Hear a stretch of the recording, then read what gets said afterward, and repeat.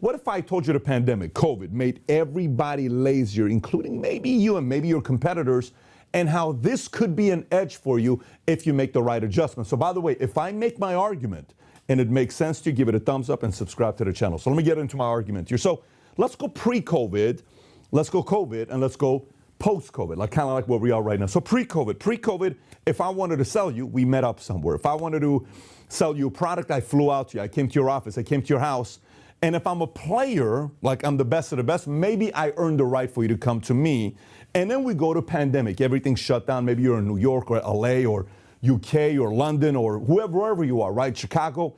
And things have shut down. Everything went from face to face to what? Hey, since we can't do that, why don't we Zoom? Okay, I'll see you on a Zoom. And we saw each other on a Zoom, right? Oh, let me tell you about what we do with our business. Let me share you this screen. Let me share this screen. Let me share this screen. Here's our deck. Here's our PowerPoint. Here's our presentation. Oh, okay. And now we're leaving the pandemic. So what are you doing now? Are you still saying, let me meet you on a Zoom. Let me meet you on a Zoom. Let me meet you on a Zoom. Let me meet you on a Zoom. Okay. So during pandemic, a lot of people made a lot of money. But a few people made a lot of money. And I'm talking a lot of money. I want to share a couple stories with you so hopefully you can process this for your own self. So in the investment banking world, where you are raising capital, I meet with investment bankers and big banks to raise money, whatever the money may be, right? So I would have meetings with different investment bankers.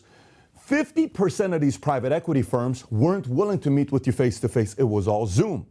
But the ones that I could meet with, they would not only fly out to meet with you, but we would have dinner afterwards. So imagine I got 4 options here, 4 options here. Between these 8 options that they had, these 4 only wanted to do Zoom. There's 0 relationship built afterwards because nobody goes to an Italian restaurant and says, hey, why don't you go to an Italian restaurant in New York? I'll go to an Italian restaurant in Dallas or in Florida. And while I'm eating, let's talk to each other. Tell me about your wife and kids. Okay, great, wife. And let me send this link to my, it's kind of weird, ain't it? Okay. Versus these guys, they got no business from me. But these guys who flew out and met face-to-face, kneecap to kneecap, we went to dinner. By the time it's done, you're like, I just like this guy, because half of doing business is what? Liking somebody. FYI. Do you know how many people I did business with said the reason why Goldman Sachs had an edge over their competitors? Because David Solomon told his guys, hey, you guys got to go meet with the clients. And other banks and private equity and all these other places said, no, no, no, no, no. Strict guidelines, Zoom only. Okay, so now we're not here. Some companies are still using pandemic as a guideline to say, I only do Zoom. Those guys are going to get destroyed. So the argument then becomes, well, Pat, I totally disagree with you because I can do 6 meetings on Zoom while you can only do 2 or 3 face-to-face meetings. Don't I have an edge over you? No, you don't. Yes, I do. No, you don't. Why is that? Because the biggest deals are done where? On the golf course. The biggest deals are done during the dinner. The biggest deals are done at a game. The biggest deals are done face to face to face, and nothing's changed. I can't shake your hand right now through this. Try shaking my hand. Can you put your hand down there? Can you feel my hand? We can't shake hands, right? Watch this. I'll give you a completely different perspective on how this applies to me. When we had 20,000 subscribers, and I'm looking at the marketplace on YouTube, we got 100,000, 20 to 100,000 subscribers. I'm looking at everybody on YouTube. I'm like, oh my God, that guy started 10 years before me. That guy's been around. Oh man, how are we going to compete with all these guys? And everyone's going to their show. Everyone's going to their show. Everyone's flying out to their show. I can't compete with them, but you know what I could do? What's that? What could be our edge? You know what I'm going to do? I'm going to fly out to my guests, and I'm going to do 3 interviews in LA.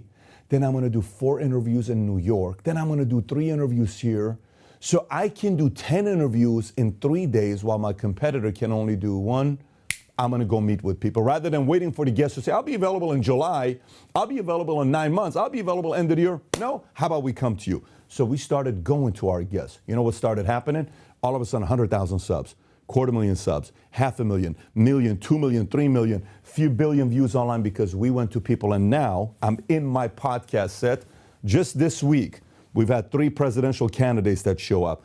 Francis Ngannou, who is the champion, heavyweight champion of UFC. You name them, one after another, after another, after another, after another showing up here. Why? Because we finally earned the right for people to show up. But even today, I'm no longer doing the Zoom interviews. Of course, if I do an interview with Putin on Zoom, I would do it. But the point is, everything is what?